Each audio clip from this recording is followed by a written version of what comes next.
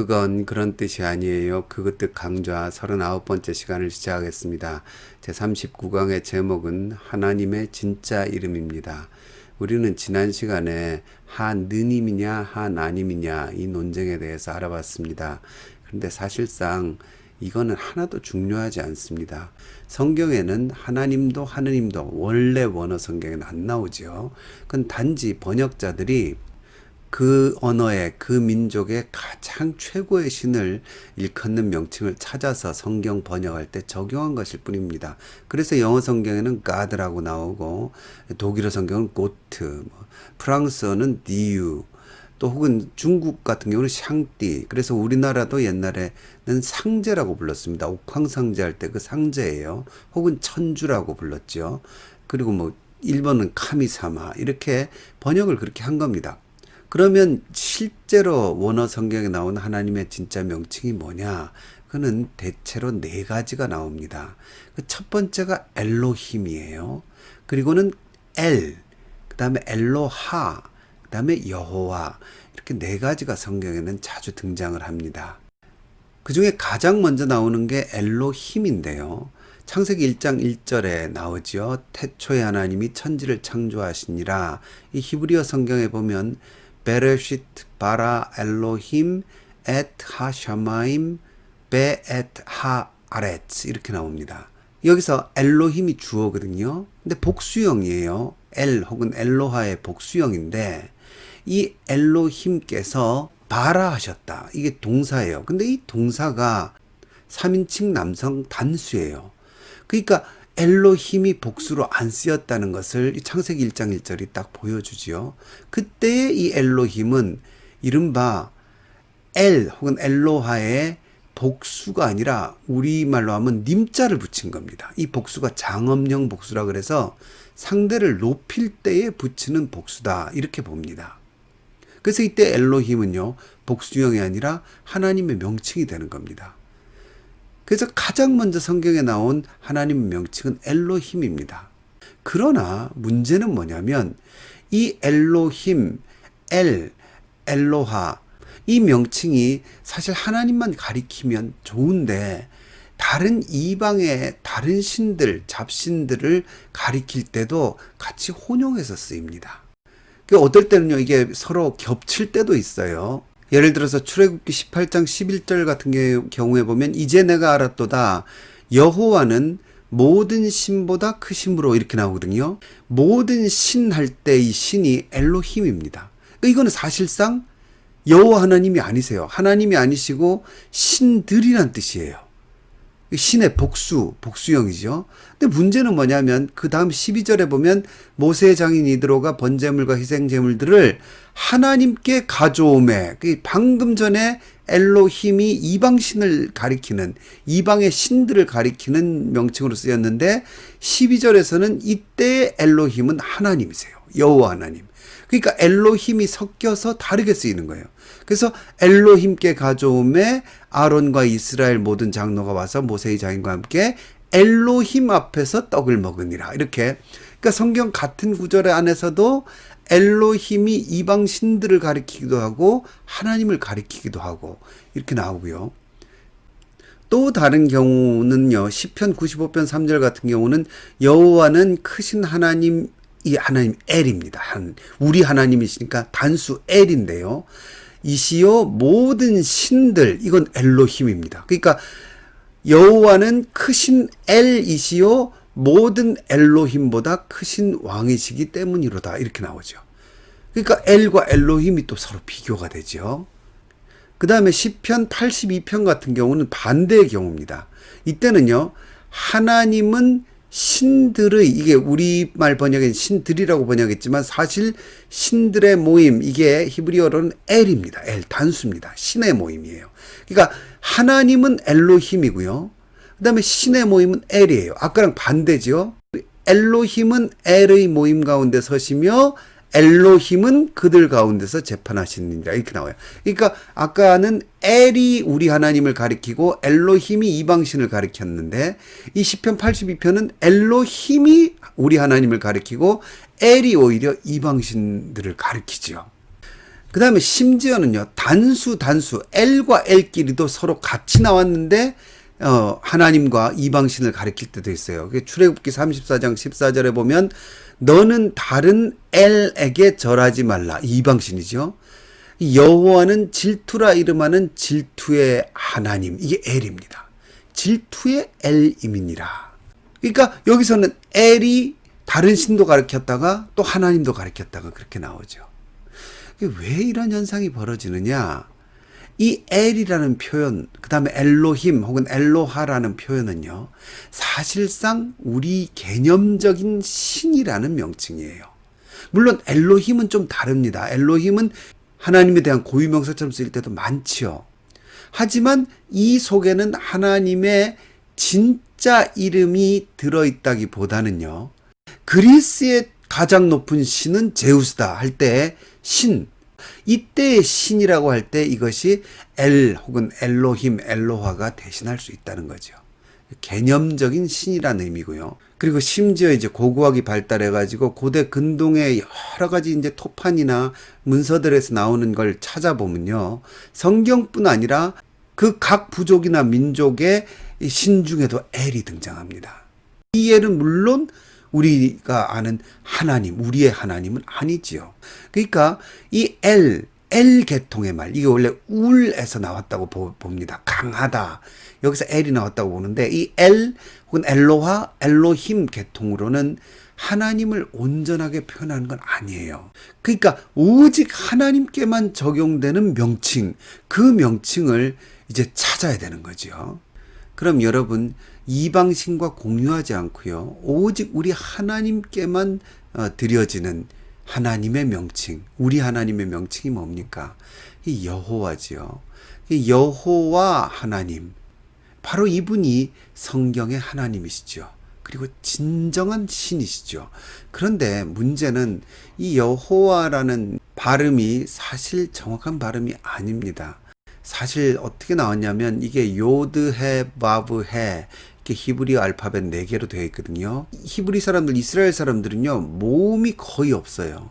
그리고는요, 말을 그냥 민족 습관에 따라서 지금까지 해오다 보니까 모음이 다 사라져 버렸어요. 여기에 뭐가 더해졌냐면, 하나님의 이름은 너무 거룩하기 때문에 함부로 부르면 안 돼요. 그러다 보니까 요드해, 바브해, 이 하나님의 신명이 나올 때마다 뭐라고 읽었냐면 그냥 아도나이라고 읽었습니다. 나의 주님, 이렇게 읽다 보니까 하나님에 대한 명칭이 점점 잊혀져 버린 거예요. 모음을 잊어버린 거예요. 그래서 하나님을 어떻게 부르는지 이 수천 년 세월 속에 사람들이 잊어버리고는 전부 다 아도나이라고 불러. 지금도 아도나이라고 이제 부르지요. 유대인들 전통입니다. 이 아도나이에 나오는 모음들을 가져다가 이 모음을 가지고 요드의 바브해에다가 적용을 한 게 여호와입니다. 그래가지고 지금 우리는 여호와 하나님, 여호와라고 발음을 하는데, 이제 좀 더 연구를 해서 학자들은 야훼라고 많이 들어보셨죠? 야훼가 가장 맞는 발음일 거다, 이렇게 얘기를 하는데, 사실상 야훼도 긴지 아니지 사실 확실히 잘 모릅니다. 이 야훼라는 발음도 추정이지 이게 확실한 하나님의 명칭이다 그렇게 말할 수는 없어요. 그래서 그냥 우리 성경에 나온 대로 여호와라고 제가 발음을 하겠습니다. 그래서 이 여호와 하나님이 우리가 믿는 성경의 하나님의 진짜 이름입니다. 유일하신 이름이고요. 이 이름은 누구와도 공유할 수 없는 이름이죠. 그 여호와 하나님이 다른 신들을 집어 삼켜 나가는 그런 분위기가 성경에 있어요. 그게 뭐냐면요, 창세기 14장 18절 19절에 보면 멜기세덱이라는 존재가 나오죠. 이 아주 신비한 존재라서 히브리서에서도 언급이 되는데, 이 사람이 살렘 왕 멜기세덱이라고 나옵니다. 떡과 포도주를 가지고 나왔으니 그가 지극히 높으신 하나님의 제사장이었더라, 이렇게 나옵니다. 그래서 우리는 지극히 높으신 하나님을 당연히 우리 하나님 여호와 하나님이라고 생각하고, 멜기세덱도 여호와 하나님을 믿었나 보다 이렇게 생각을 하는데, 여기 나오는 지극히 높으신 하나님, 이 명칭은 엘 엘리온입니다. 이 엘이 아까 얘기한 그 하나님이에요. 엘. 이방신도 엘이라는 표현을 쓴다 그랬잖아요. 그러니까 엘리온 신의 제사장이에요. 근데 이 엘 엘리온의 제사장이 뭘 깨달았냐면, 아브라함은 여호와 하나님을 믿거든요. 그러니까 아브라함의 여호와 하나님 앞에 굴복해야 된다는 걸 깨달은 거예요. 엘 엘리온이라는 명칭을 갖다가 여호와 하나님께 드려야 되는구나 하는 걸 깨달으면서 그가 아브라함에게 축복하여 이르되 천지의 주제이시요 지극히 높으신 하나님이여 아브라함에게 복을 주시옵소서. 이게 아브라함은 여호와 하나님을 믿는 사람이거든요. 그런데 자기가 믿는 그 잘 모르지만 가장 높으신 엘 엘리온 신, 그 신이 아브라함을 통해서 여호와 하나님이구나 이걸 깨닫게 되는 겁니다. 그걸 어떻게 알 수 있냐면요, 요 이야기가 있고 창세기 14장 22절에 아브라함이 소돔 왕에게 이르되 천지의 주제시요 지극히 높으신 하나님 플러스 여호와를 붙입니다. 참 재밌죠. 그러니까 천지의 주제요 엘 엘리온이신 그 신의 제사장이 여호와를 믿는 아브라함한테 굴복을 하는 거예요. 그리고 그 신이 곧 누구냐?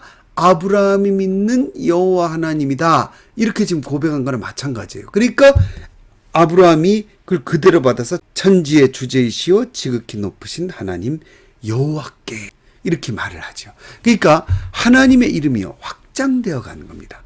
엘 엘리온이 사실은 그 당시에 그 어떤 지역의 최고의 신의 명칭이었을 확률이 높아요. 그리고 멜기세덱이, 물론 신약에서는 멜기세덱이 좀 더 기독론적으로 해석이 되지만, 그러나 그 실제 역사에 있어서 이 엘 엘리온, 당연히 엘 엘리온도 여호와 하나님 맞죠. 그러나 여호와 하나님인 걸 모르고 그냥, 왜 그 로마서에 보면 사람들이 하나님을 알만한 것이 마음에 있었다 그랬잖아요. 그러니까 사람이 선천적으로 하나님을 아는 그런 마음이 있었던 거예요. 그러기 때문에 여호와 하나님인 줄은 모르지만 가장 높으신 하나님, 그 엘 엘리온이라는 명칭을 붙였다가 아브라함을 보면서 아브라함이 섬기는 여호와 하나님이 진짜 가장 높으신 하나님이구나, 천지의 주제이시구나, 그래서 내가 섬기는 천지의 주제요 엘 엘리온, 가장 높으신 하나님이 곧 여호와 하나님이시구나 하는 걸 깨달으면서 그 명칭을 아브라함 하나님께 드린 거예요. 그러니까 신앙 고백이죠. 그러니까 뭐가 되냐면 아브라함에게 와서 천지의 주제시요 엘 엘리온, 가장 높으신 하나님 여호와, 이런 명칭이 완성이 되는 거죠. 사실 여호와 하나님, 여호와의 이름이 그럼 아브라함 이전에는 없었냐? 그렇지 않죠. 여호와라는 명칭은 이미 아담 때부터 이게 나오죠. 창세기 2장 7절에서 벌써 여호와 하나님이 땅의 흙으로 사람을 지으시고 이렇게 나옵니다. 그러니까 여호와 하나님이 유일하신 하나님이세요. 그 여호와의 이름을 다르게 엘로힘으로도 부르고 엘로도 불렀지만 실제 고유한 하나님의 명칭은 여호와 하나님이시죠. 그리고 아담도 그 여호와 하나님의 명칭을 아는 거예요. 그러다가 잠깐 가인 때문에 여러 가지 문제가 생겨서 사람들 사이에 이 이름이 또 살짝 잊혀졌다가 창세기 4장 25절 보면 죽은 아벨 대신에 셋이 태어나죠. 그리고 셋에서 다시 에노스라는 아들이 태어났을 때에 그때 사람들이 비로소 여호와의 이름을 불렀더라, 이렇게 나오죠. 그러니까 여러분, 이 태초에 가까운 이 아담 시대부터 하나님의 여호와로 자기를 계시하셨어요. 근데 문제는 뭐냐면 왜 지금 멜기세덱이나 이때 아브라함이 여호와의 이름을 겨우 다시 깨달은 거고 다른 부족들은 여호와의 이름을 잘 몰라요. 그건 자기 나름대로 그냥 어떠한 신, 지극히 높은 신, 엘 엘리온 이런 식으로 붙였는데 그 중간에 무슨 일이 여러분 있었는지 아시죠? 그게 뭐냐면 바벨탑 사건이죠.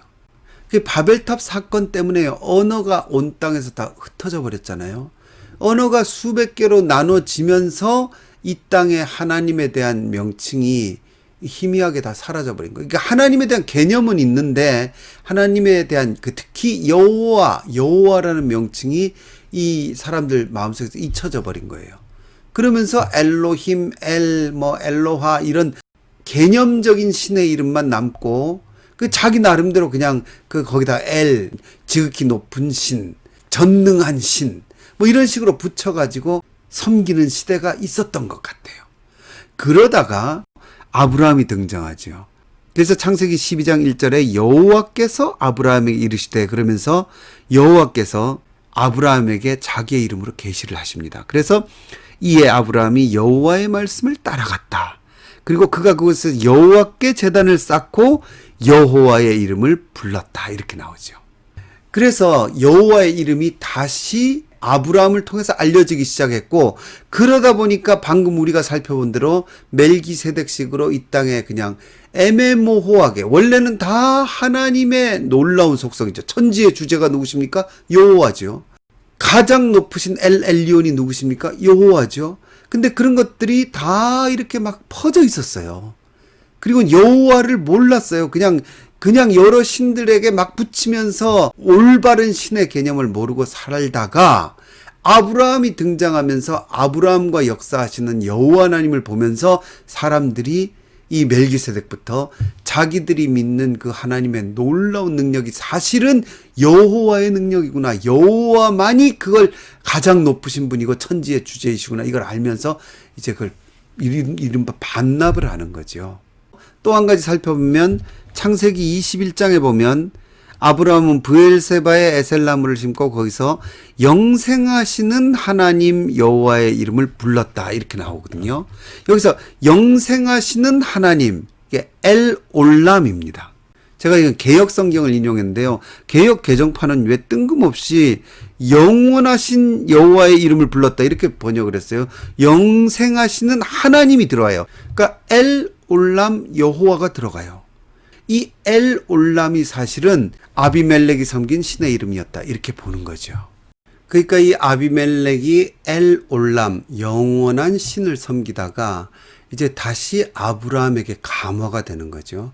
그리고는 영원한 신이 누군가, 그냥 잘 모르고 그냥 영원한 신이라는 명칭으로 어떤 신을 섬겼는데 개념적으로 가지고 있던 그분이 실제적으로 아브라함이 섬기는 여호와 하나님이구나.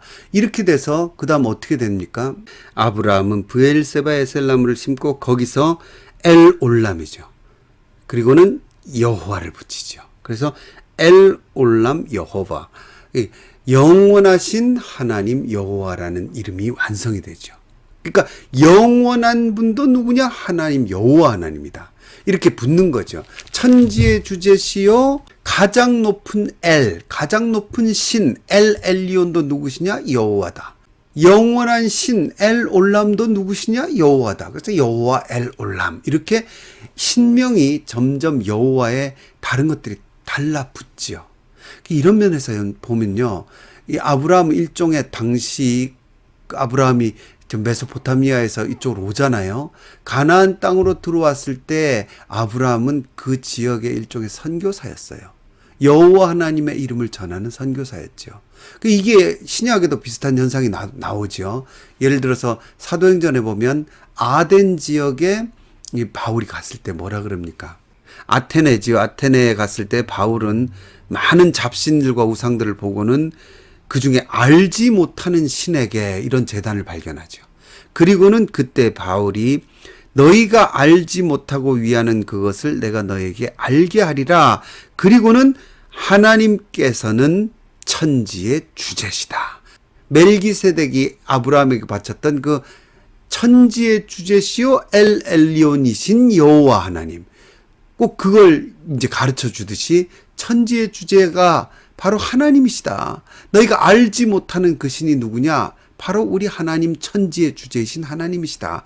이런 식으로 하나님의 정말 높고 위대하신 그 속성, 일반 잡신들에게 붙이는 그 그릇된 것들, 그게 사실은 전부 다 우리 하나님의 가장 높으신 속성, 하나님만이 소유하실 수 있는 속성이라는 것을 이렇게 바울도 외치고 전했죠. 아브라함 때부터 그렇게 한 겁니다. 그래서요, 이 바벨탑 사건 때 사람들이 마음속에 하나님을 알만한 것이 있었지만 이 죄를 짓고 하나님께 도전하다가 이게 다 흐트러지면서 사람들 마음속에 하나님에 대한 조각과 흔적들을 가지고 다 흩어져서 민족이 나뉘었잖아요. 그러다 보니까 이 세상에 하나님 비슷하게 신을 안 믿는 민족은 없지요. 근데 그 하나님을 제대로 전곡을 찔러서 하나님을 바로 찾은 사람들이 잘 없지요. 그래서 하나님을 알만한 것이 있지만 로마서에 나오죠. 뭐라고 합니까? 하나님을 알만한 것이 그들 속에 보임이라 로마서 1장 19절에 나오지만 하나님을 알되 하나님을 영화롭게도 아니하며, 하나님은 진짜 하나님, 여호와 하나님, 그 하나님을 영화롭게 아니하며 썩어지지 아니하는 하나님의 영광을 썩어질 사람과 영원하신 하나님, 영적이신 하나님, 가장 높으신 하나님, 천지의 주제이신 하나님, 그 하나님에 대한 부분을 잘 모르니까, 하나님이란 개념 비슷한 건 가지고 있는데 정말 그분이 누군지 잘 모르니까 이걸 인간에다가 자꾸 대입을 시키니까 우상이 나오는 거죠. 그래서 하나님을 알되 하나님을 영화롭게도 아니하며 썩어지지 아니하는 하나님의 영광을 썩어질 사람과 새와 짐승과 기어다니는 동물 모양의 우상으로 바꾸었다. 그런 현상이 나타난 거죠. 이게 출애굽 때도 이런 비슷한 일이 일어났죠. 어떤 일이 일어납니까? 그 모세가 없는 사이에 아론이 송아지 형상을 만들어 놓고요. 금송아지 만들어 놓고, 이스라엘아 이는 너희를 애굽 땅에서 인도하여 낸 너희의 신이로다. 여호와 하나님이 애굽 땅에서 이스라엘을 인도하셨잖아요. 그런데 송아지에다가 여호와 하나님의 명칭을 드려요. 그래서 이는 여호와의 절일이다, 여호와의 날이라고 발표를 합니다. 이스라엘 사람들은 계속해서 여호와 하나님과 우상을 혼용해서 섬기지요. 그래서 사사기에 보면 엘베리트, 베리트 언약이거든요. 언약의 하나님, 이 엘베리트는 당연히 하나님의 속성이죠. 그런데 사사기 9장 46절에 나옵니다. 세겜 망대의 모든 사람들이 이를 듣고 엘브릿 신전의 보루로 들어갔다. 이 엘베리트입니다. 그런데 이 9장 4절에 보면요, 다른 거에 이 브릿이 붙어 있는 경우가 있어요. 그게 뭐냐면 바알 브릿 신전에서 은 70개를 내왔다, 이런 말이 나와요. 그러니까 이만큼 사람들이 하나님에 대한 개념을 이렇게 헷갈렸다는 거예요. 그러니까 언약하시는 하나님이 누구냐? 여호와 하나님이어야 돼요. 그런데 뭐라고 하냐면 바알에다가 브릿을 붙이는 거예요. 베리트를. 그래서 바알 브릿, 바알 베리트가 나오는 거죠.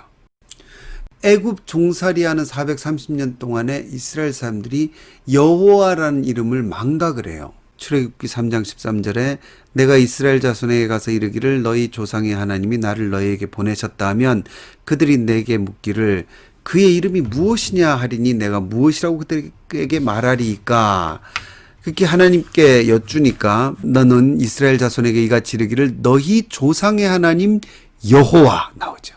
곧 아브라함의 하나님, 이삭의 하나님, 야곱의 하나님께서 나를 너희에게 보내셨다라. 이는 나의 영원한 이름이요 대대로 기억할 나의 칭언이라. 하나님께서도 하나님만의 유일하신 명칭, 그 여호와라고 지금 알려주시는 거죠. 그래서 430년 동안 잊어버렸던 여호와의 이름이 다시 살아나는 순간이에요. 그런데 재밌는 구절이 나와요. 그게 뭐냐면 그 밑에 보면 나는 여호와니라 내가 아브라함과 이삭과 야곱에게 전능의 하나님으로 나타났으나 나의 이름을 여호와로는 그들에게 알리지 아니하였다, 이렇게 나와요. 그렇지 않거든요. 우리가 아는 대로 아브라함이 여호와의 이름을 불렀잖아요. 여호와의 이름은 이미 계시되어 있었는데 왜 나의 이름을 여호와로는 그들에게 알리지 아니하셨다, 이런 말씀을 하실까? 여기 알리다라는 말, 이게 야다라는 말이거든요. 이건 단순히 지식적으로 아는 게 아니에요. 남녀가 동침하다 할 때도 야다 이렇게 표현하는데 이 야다는 정말 체험해서 그를 아는 거예요. 여호와 속에 있는 정말 엄청난 것을 그들은 체험하지 못했다는 겁니다. 그러니까 당연히 아브라함도 아브라함, 이삭도 야곱도 여호와의 이름은 알았지만 그러나 여호와의 그 거대한 구원, 그건 체험하지 못했다는 거예요. 그러니까 전능하신 하나님 엘샤다이거든요. 그 개인적으로 돕는 하나님에서 이제는 민족과 이스라엘이라는 거대한 그 민족을 인도하시는, 구원하시고 인도하시는 그 큰 구원을 그들은 알지 못했다는 거예요. 그러나 이제 너희는 알게 될 거라는 거죠. 그래서 호세아서 6장 3절 같은 경우에 이미 여호와의 이름을 잘 아는 이스라엘 호세아 시대는 뭐 더군다나 너무나 잘 알지만 그러므로 우리가 여호와를 알자, 힘써 여호와를 알자, 이런 말이 나오죠. 이때 알다가 지식으로만 아는 게 아니라 그 이름만 아는 게 아니라 바로 그분에 대한 모든 것을 제대로 아는. 그래서 야다. 이게 야다죠.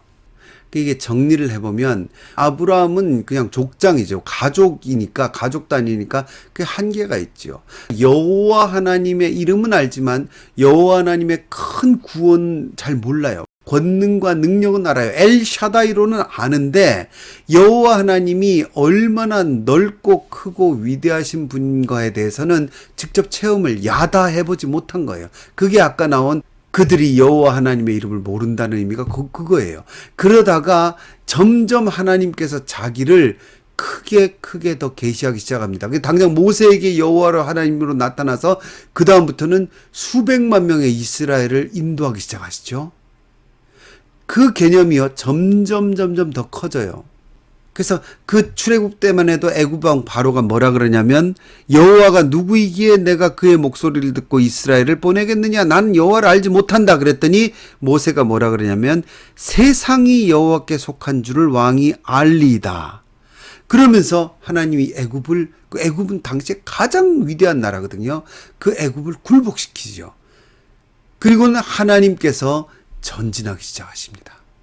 그리고는 사막에서 아말렉 족속을 만나죠. 그때 아말렉 족속을 이긴 다음에 모세가 뭐라고 고백하냐면 이제 내가 알았도다. 이 야다입니다. 이것도 여호와는 모든 신보다 크심으로 이스라엘에게 교만하게 행하는 그들을 이기셨도다. 그게 여호와를 알아가는 과정이에요. 그 여호와 하나님이 얼마나 크고 놀라우신 분인가를 점점 알아가는 게 이 세상 역사라는 거예요. 아브라함 시절에 한 가족을 그저 돕는 신인가 했던 그 하나님께서 나중에 봤더니 지금 점점 그 큰 힘을 보여주시고 알게 하고 계시죠. 그래가지고 하나님의 이름은 전 세계적으로 확장되어 갑니다. 그래서 이사야 선지자는 뭐라 하면 그룹 사이에 계신 이스라엘 하나님 만군의 여호와여 주는 천하 만국의 유일하신 하나님이시라. 주께서 천지를 만드셨나이다. 그리고는 그 다음에 66장 마지막 장으로 가면 때가 이르면 문나라와 언어가 다른 민족들을 모으리니 그들이 와서 나의 영광을 볼 것이고 이같이 내가 여러 나라의 눈에 내 위대함과 내 거룩함을 나타내어 나를 알게 하리니 그가 여호와인 줄을 그들이 알리라 하면서 여호와 하나님이 한 가족 아브라함에게서 한 민족 이스라엘에게서 온 천하의 하나님으로 이 하나님의 이름이 알려져가는 과정이 성경의 구약에 기록이 되어 있어요. 그럼 그게 어떻게 실제로 진행이 되어 가느냐? 이사야서 6장 9절에 나오죠. 이는 한 아기가 우리에게 낳고 한 아들을 우리에게 주신 바 되었는데 그의 어깨에는 정사를 메었고 그의 이름은 기묘자라 모사라 전능하신 하나님이라 영존하시는 아버지라 평강의 왕이라 할 것임이라. 이 한 아기는 인간이지요. 하지만 이 인간이 결국 누구라는 겁니까? 하나님, 전능하신 하나님. 여기 때 전능하신 하나님은 기보르입니다. 기보르. 그 다음에 영존하시는 아버지. 이게 아드거든요. 이때는 아드. 그 다음에 평강의 왕. 근데 그 다음 절로 가면 이사야 9장 7절에 보면요. 어떻게 나오냐면 그 정사와 평강의 더함이 무궁하며 또 다윗의 왕조와 그의 나라에 군림하여 그 나라를 굳게 세우고 지금 이후로 영원이란 말이 나와요. 그 영원히 다스리실 아기. 근데 하나님이시라 그랬잖아요. 그때 그 영원히 다스리실 아기에게 아드, 아까는 영존하신 아버지가 아드라 그랬잖아요. 여기는 영원히가 아드 올람. 물론 이때 아드는 언틸의 뜻이지만 영원까지 이 올람이 아까 나왔죠. 엘 올람, 영원하신 하나님. 아비멜렉이 했던 그 고백이 엘 올람, 여호와께 붙죠. 여호와 엘 올람 이렇게 붙죠. 근데 이 명칭을 가지신 한 아기가 있다는 거죠. 그 아기가 누굽니까? 영존하시는 아버지 된 아기. 희한하죠. 전능하신 하나님 된 아기. 스바냐 1장 17절에 나오죠. 너의 하나님 여호와가 너희 가운데 계시니 그는 구원을 베푸실 전능자. 이 기보르입니다. 하나님의 전능하심이 어디에 집중되냐면 구원에 집중돼요. 그 구원을 베푸실 전능하신 하나님 한 아기, 영원하신 아버지 되신 한 아기, 아드 올람 영원히 다스리실 한 아기. 그분이 누구십니까? 예수 그리스도시죠. 그래서 결국 여호와의 이름이 온 세상에 다 퍼져서 온 세상에 가득하게 될, 온 민족이 섬기게 될 여호와의 이름이 결국 누구에게로 수렴되냐면 바로 우리 예수 그리스도께로 수렴되어서, 즉 여호와 예수 그리스도가 되시는 거예요. 여러분, 이 세상에 하나님을 본 사람이 있습니까? 아니죠. 하나님을 본 사람이 없죠. 요한복음 1장 18절에 뭐라고 나옵니까? 본래 하나님을 본 사람이 없으되 하나님 품속에 있는 독생하신 하나님이 나타내셨느니라. 그 독생자 하나님이 누구십니까? 성자 하나님 예수 그리스도시죠. 그리고는 그 예수 그리스도를 통해서 우리 인간들이 그의 전능하신 능력이 구원에 나타나죠. 그 구원의 능력으로 인해서 이제는 우리가 하나님의 자녀로 인정받게, 입양되는 양자의 영이라고 나오죠. 로마서에 입양되는 역사가 나타나서 우리도 하나님을 아바, 아버지라고 부를 수 있게 되는데, 오직 그 능력이 누구를 통해서 가능합니까? 그죠, 성자 하나님이시죠. 그래서 실질적으로 정말로 우리에게 나타나서 우리를 구원하신 하나님, 그 여호와 하나님의 실체, 본체, 그분이 누구냐? 예수 그리스도시죠. 그래서 도마가 예수님께 뭐라고 고백합니까? 나의 주님이시요 나의 하나님이시나이다, 이렇게 고백을 하죠. 온 천하가 여호와의 이름을 알게 될 거라 그랬잖아요. 그 여호와의 이름, 그 여호와의 이름이 어떻게 알려지는 겁니까? 온 세상이 어떻게 여호와 하나님을 제대로 알고 만나게 되느냐? 바로 예수 그리스도를 통해서 여호와 하나님을 만나게 되고 그의 자녀가 되는 역사가 나타나는 거죠. 그래서 곧 예수 그리스도가 하나님 되시죠. 즉 예수 그리스도가 여호와 하나님이시라는 겁니다. 이 신비가 바로 우리의 신앙의 신비입니다. 이 예수님의 이름은 헬라어로 예수스 이렇게 표기가 됩니다. 그런데 이 예수스가 원래 예슈아 이렇게 이제 거슬러 올라가서 히브리어로 이렇게 사람들이 생각을 하는데, 그렇게 복잡하게 생각할 거 없이 이 예수스가 곧 여호수아입니다. 여호수아. 왜 그러냐면 구약의 여호수아가 등장을 하지요. 모세의 계승자인 여호수아가 등장을 했을 때 구약 성경을 헬라어로 번역한 게 70인역이라고 있죠. 그 70인역에 보면 여호수아가 예수스, 우리 예수님 이름하고 똑같이 번역이 되어 있습니다. 근데 여호수아라는 이름의 뜻이 뭐냐? 민수기 13장 16절인데요. 본래 여호수아가 아니었죠. 이름이 호세아였죠. 모세가 눈의 아들 호세아를 여호수아라고 불렀더라. 호세아라는 사람을 여호수아로 계명을 시켜줍니다. 그때 호세아는 무슨 뜻이냐면 구원이란 뜻이에요. 구원. 근데 이 구원이라는 이름 앞에다가 뭘 붙이냐면 여호와의 요드, 여호와 하나님의 이름을 접두를 시키는 거예요. 그래서 나온 게 여호수아입니다. 그래서 여호와는 구원이시다, 이렇게 되는 거예요. 여호수아라는 이름이 신약에도 2번이 나오거든요. 사도행전 7장 45절에 우리 조상들이 그것을 받아 하나님이 그들 앞에서 쫓아내신 이방인의 땅을 점령할 때에 여호수아와 함께 가지고 들어가서 다윗 때까지 이르니라. 근데 이 여호수아가 헬라어 성경에는 어떻게 적혀있냐? 예수스입니다. 우리 예수님 이름하고 똑같아요. 히브리서 4장 8절에도 만일 여호수아가 그들에게 안식을 주었더라면 그 후에 다른 날을 말씀하지 아니하셨으리라, 이렇게 나오죠. 이때 여호수아가 바로 예수스입니다. 우리 예수님하고 같은 이름이에요. 여기 개역 개정의 밑에 그 각주에도 나와 있습니다. 여기는 헬 예수 이렇게 각주를 친절하게 붙여놨죠. 그래서 무슨 뜻이냐면 우리 예수님의 이름이 무슨 뜻이냐? 구약의 여호수아고 본래의 원래 의미가 뭐냐면 여호와는 구원이시다, 이런 뜻입니다. 그러니까 예수님의 이름 속에 여호와가 들어있죠. 그러니까 온 세상에 널리 퍼져서 전 세계 민족이 굴복할, 그를 섬길 그 이름이 뭐냐? 바로 여호수아 곧 예수 그리스도, 예수스, 예수님이라는 거죠. 그래서 결국 예수님이 누구시냐? 여호와 하나님이시라는 거예요. 어떤 하나님이시냐? 우리와 함께 계신 하나님. 아무도 하나님을 볼 수도 없고 아무도 하나님을 직접 대면할 수 없는데 우리와 함께 같이 육체를 가지시고 거하시면서 은혜와 진리를 충만하게 우리에게 나눠주신 여호와 하나님, 그분이 누구냐? 바로 예수 그리스도, 예수스이시라는 거죠. 그래서 이 땅에 진정한 하나님의 이름, 우리에게 주어지신 하나님의 이름은 구약의 여호와 하나님, 여호와이신데 신약에 와서 어떻게 완성되느냐? 그 여호와께서 우리를 구원하신다는 거죠. 그 구원하시는 여호와가 누구시냐? 바로 예수 그리스도시다. 그래서 우리에게 주어진 최종적인 하나님의 진짜 이름은 뭐냐면 바로 예수 그리스도시라는 겁니다. 예수님, 예수님, 예수님이 하나님의 최종적이고 완전하신 이름이십니다. 오늘은 여기까지 하겠습니다. 감사합니다.